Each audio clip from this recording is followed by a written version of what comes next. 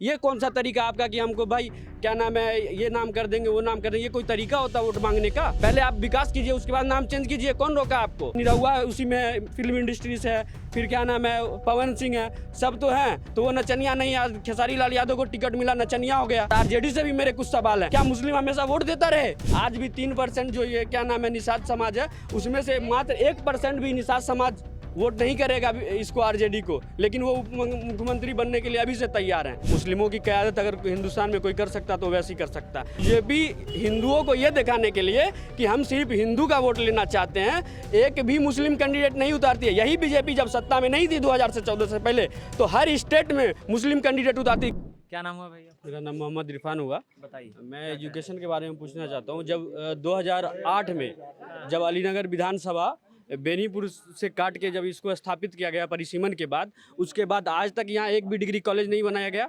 आज भी inter college अब जाके कहीं कहीं बने हैं और एजुकेशन की मूलभूत सुविधाओं की बहुत कमी है। और इसके बाद ये अभी आती है मैथिली ठाकुर जी, एकदम युवा हैं, उनको अगर विकास के मुद्दे पे बात कर रहे हैं वो डायरेक्ट कर रही है कि हम नेम चेंज कर देंगे। आपकी यही आइडियोलॉजी है, हिंदू मुस्लिम कम्युनल करके आप जीतना चाहती है इलेक्शन। फेयर चुनाव लड़िए, आप विकास के नाम पे वोट मांगिए। ये कौन सा तरीका आपका कि हमको भाई क्या नाम है, ये नाम कर देंगे वो नाम कर देंगे, ये कोई तरीका होता है वोट मांगने का? आप युवा हैं, आप युवा के बारे में बात करें। क्या जरूरत है आपको ये बात करने की ये हम ये कर देंगे? पहले आप विकास कीजिए, उसके बाद नाम चेंज कीजिए। कौन रोका आपको?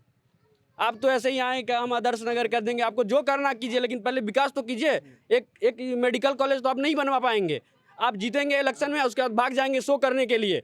वही हाल है गौतम गंभीर, जब दिल्ली से सांसद थे, वो जब जीते 2 बार जीते, और जब वो देखे कि हम लोगों के लिए काम नहीं कर पा रहे हैं तो लास्ट में हट गए। हाँ, उसके बाद वो हट गए कि हम नहीं काम कर पा रहे हैं पब्लिक के लिए, तो वो छोड़ दिया।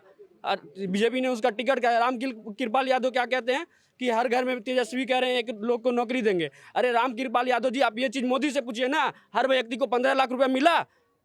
ये तो आपको ये लगता है, लेकिन मोदी दे दिए क्या? आज 2014 से 2025 आ गया, अभी तक एक भी व्यक्ति कोई बता दे जिसको 15 लाख रुपया मिला हो। ये तो पागलपन है बीजेपी की कि ऐसे ऐसे बयान देते हैं। आपके निरहुआ उसी में फिल्म इंडस्ट्री से है, फिर क्या नाम है पवन सिंह है, सब तो हैं। तो वो नचनिया नहीं, आज खेसारी लाल यादव को टिकट मिला, नचनिया हो गया। और आरजेडी से भी मेरे कुछ सवाल हैं। बताइए, जब मोहम्मद कमरान जी का टिकट कटा गोविंदपुर से, कमरान जी का पेट वहाँ पब्लिक में इतना तगड़ा था कि चाहे वो किसी भी धर्म का हो, चाहे वो किसी भी कास्ट का हो, सब कमरान को समर्थन कर रहा था। फिर भी आरजेडी ने एक यादव को कहने पर वहाँ उसका टिकट काट दिया। क्या मुस्लिम खाली वोट देगा उसको? कमरान को टिकट नहीं मिलना चाहिए था। एक जगह मुस्लिम कैंडिडेट जब यादव इलाके में वोट मांगने गया, तो वो यादव क्या कहता है, मुस्लिम को टिकट दिया आरजेडी, इसलिए मैं टिकट नहीं, इसको वोट नहीं करूंगा। ये कौन सा तरीका है? ये डैमेज कंट्रोल सही करेंगे? आरजेडी वाले सही करेंगे? तेजस्वी सही करेंगे? क्या मुस्लिम हमेशा वोट देता रहे? ये कौन सा तरीका है? सही करे इसको। ये जो आप आखिर में ये बात कह रहे थे कि मुस्लिम सिर्फ वोट देगा, यही सवाल तब पूछा गया जब तेजस्वी यादव को सीएम फेस और मुकेश सहनी को डिप्टी सीएम फेस बनाया गया कि भाई ये लोग लगातार आपको वोट देते रहे हैं, लेकिन इनको प्रतिनिधित्व क्यों नहीं मिल रहा, और आबादी भी इनकी बड़ी है, फिर भी क्यों नहीं मिल रहा? पर जिस दिन आप हमको नहीं चाहिए उप मुख्यमंत्री, हमें बस एजुकेशन मिनिस्टर दीजिए, गृह मंत्रालय में कोई दीजिए, कोई पोस्ट, अच्छा पोस्ट दे दीजिए। हमको नहीं चाहिए, हमको ऐसा दीजिए जिससे हमारा विकास हो, हमारा डेवलपमेंट हो सके। आप हमको नहीं चाहिए उप मुख्यमंत्री, हमको ऐसा दीजिए जिससे हमारा डेवलपमेंट हो। अच्छे कोई मंत्रालय 2-3 चाटू दीजिए जिससे हमारा डेवलपमेंट हो। ये क्या मतलब, हमको उप मुख्यमंत्री नहीं चाहिए, वो एक संवैधानिक पोस्ट है भी नहीं। अब उसमें क्या है कि भाई अपने नाम के लिए हम बजाओ, उससे हमको बहुत ज़्यादा विशेष मतलब नहीं है।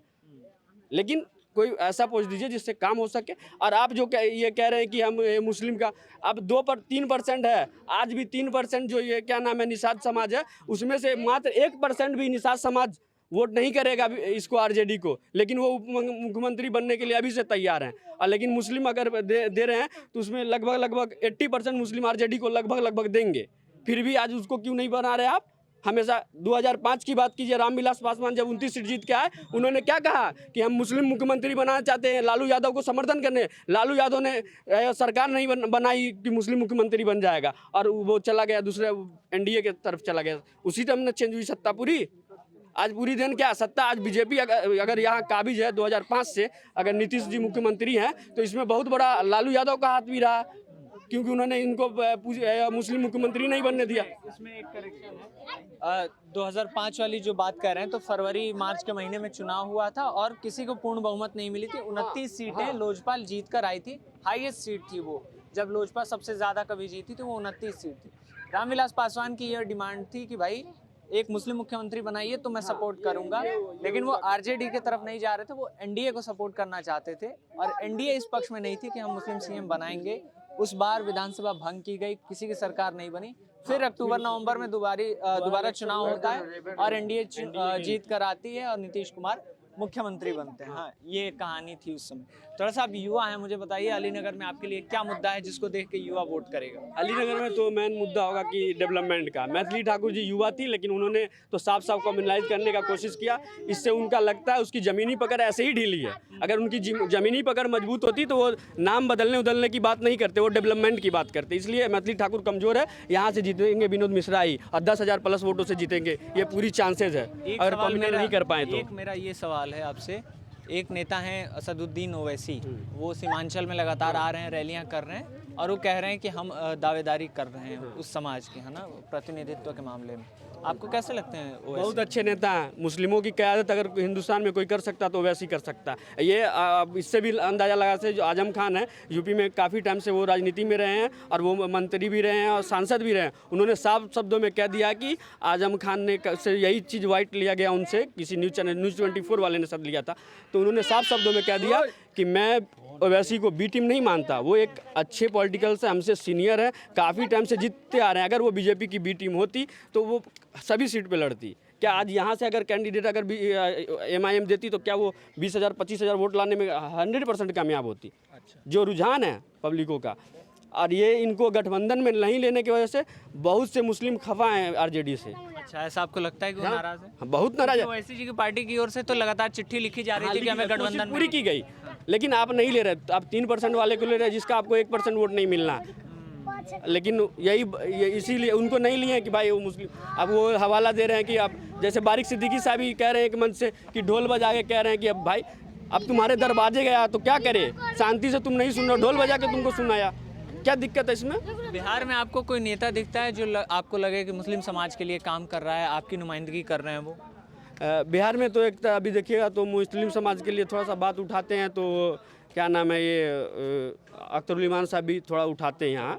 हाँ, भले ये हमारे MIM के ही है और उनका जो विधानसभा में क्वेश्चनिंग का भी है, ADR की रिपोर्ट, उसमें सबसे ज़्यादा क्वेश्चनिंग उन्होंने किया था 168 क्वेश्चन अकेला भी, क्योंकि उनके 4 विधायक भाग गए थे, अकेला था 168 क्वेश्चन में। और उसी को किसी ने कंडेम्ड करके कहा है कि ये लग रहा है ये सांख्यिकी नहीं पढ़ा, स्टैटिक्स नहीं पढ़ा। उसमें स्टैटिक्स का कुछ लॉजिक ही नहीं है भाई, जितने लोग रहेंगे उसी का वैल्यू निकाला जाए। उसके 1 लोग हैं तो सबसे ज़्यादा रहेंगे ही। स्टैटिक्स तो यही कहता है कि भाई टोटल इक्वल कीजिए, उसके बाद डिवाइड कीजिए, उसके बाद मालूम चल जाए किसका औसत क्या है। उसमें आरजेडी का ग्राफ गिरा हुआ है। आरजेडी बीजेपी से भी नीचे है क्वेश्चनिंग करने में, विपक्ष में। तो ये भी तो देखे कि हम कितना क्वेश्चनिंग कर रहे हैं। तो जैसे ये सवाल नहीं आरजेडी नहीं पूछती है, फिर एक आरजेडी में बहुत सी कमी है। एजुकेशन पे भी कोई क्वेश्चनिंग नहीं करती है। अभी देख लीजिए यहाँ क्या नाम है कि नीतीश गवर्नमेंट ने ये नियम लगाया कि जो बाहर से पढ़ के आए हैं उसमें क्या नाम है उनको यहाँ लाभ नहीं मिलेगा। ठीक है, नहीं मिलेगा। उसमें क्या लूप होल है, जब भी वैकेंसी देंगे फिर वो कोर्ट में जाएगा, क्योंकि इस बेस पे आप कहीं से कोई पढ़ के आए, इस बेस पे आप आरक्षण लागू कर ही नहीं सकते। संविधान में ऐसा रूल ही नहीं है। तो जब आरजेडी के साथ इतनी खामियां हैं तो फिर दूसरी पार्टियों को वोट क्यों नहीं दिया जाए? दूसरी पार्टी इसलिए कि जो यहाँ आई है वो भी तो मतलब कि उस हिसाब की पार्टी नहीं है, वो भी तो मतलब कि उससे भी ख़राब काम कर रहे हैं। तो क्यों, जो बेहतर ऑप्शन में अगर वो है तो इसलिए दिया जाए। उससे बेहतर कोई मिलता तो उसको देखा जाता। फिलहाल यहाँ बेहतरी के तौर पे विनोद मिश्रा ही जी हैं, लेकिन अगर उससे कुछ बेहतर होता तो उसको देखा जाता। एक सवाल मैं सीधे सीधे आपसे ये पूछ लेता हूँ, जैसे कई जगह ये बहस होती है कि मुस्लिम समाज के लोग सिर्फ बीजेपी को हराने के लिए उसके अपोजिशन को वोट देते हैं। ऐसा नहीं है, बिल्कुल ऐसा नहीं है। क्योंकि अगर आज बीजेपी देख लिया, बीजेपी हिंदुओं को ये दिखाने के लिए कि हम सिर्फ हिंदू का वोट लेना चाहते हैं, एक भी मुस्लिम कैंडिडेट नहीं उतारती है। यही बीजेपी जब सत्ता में नहीं थी 2014 से पहले, तो हर स्टेट में मुस्लिम कैंडिडेट उतारती। क्या शहनवाज हुसैन बाहर के थे? यही बिहार के थे, उनको पहले बीजेपी टिकट देती थी, आज नहीं दे रही है। क्यों? क्योंकि आज उनको दिखाना है कि हम कल हिंदू को टिकट दे रहे हैं, हिंदुओं के लिए काम कर रहे हैं और अदर पार्टी के लिए, अदर धर्म के लिए नहीं। इसलिए वो ऐसा कर रही है। आपको क्या नाम है, कश्मीर में आप मुस्लिम को टिकट देते हैं, क्यों नहीं वहाँ सभी जगह सभी कैंडिडेट हिंदू उतारते हैं? जहाँ आपको लगता है कि यहाँ है तो मुस्लिम को उतार रहे हैं वहाँ, लेकिन आपको यहाँ नहीं मिल रहा कैंडिडेट। क्या शहनवाज हुसैन फेस नहीं थे? ये तो सब उनका पूरा ये मतलब कि पूरा एक कमी है बीजेपी में भी, वो दिखाने के लिए वो लोगों को बांटने के लिए ऐसा कर रही।